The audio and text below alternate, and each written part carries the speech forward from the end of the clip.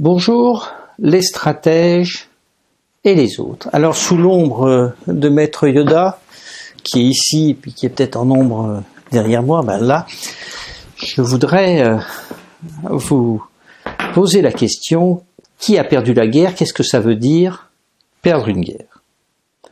En 1812, Napoléon envahit la Russie et le 14 septembre, je crois, il entre dans Moscou. Petit problème, cette victoire va se transformer en défaite. Que fait Napoléon dans Moscou? Il attend les émissaires d'Alexandre Ier qui viennent constater la défaite de la Russie.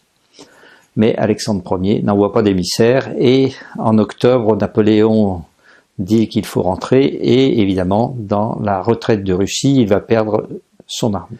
Une victoire au mois de septembre s'est transformée en défaite cuisante au mois de novembre. Alors, qu'est-ce que ça nous inspire? Cet exemple historique, on pourrait évoquer la guerre d'Algérie, où les Français ont gagné la guerre sur le terrain en 1961, l'armée française, et les Français ont reconnu leur défaite en 1962. On pourrait évoquer le Vietnam, où les Américains ont, dans une certaine mesure, gagné la guerre sur le terrain et ont reconnu leur défaite en 1975, etc., etc.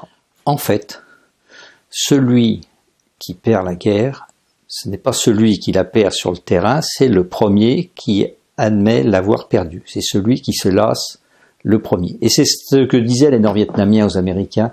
Ils disaient, vous savez, nous, on peut faire la guerre un siècle, vous vous fatiguerez avant nous. Donc, on ne peut pas la perdre parce qu'on n'admettra jamais qu'on l'a perdue. Voilà qui fait partie du paradoxe de la stratégie, c'est que il faut bien savoir, dans un effort de guerre, qui va se fatiguer le premier. Et celui qui va se fatiguer le premier a toute chance d'être le perdant.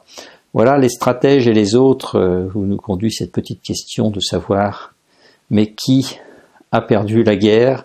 Je ne sais pas ce qu'en penserait mon ami Maître Yoda, mais en tout cas, je me joins à lui pour vous suggérer de vous abonner à cette chaîne YouTube. À bientôt!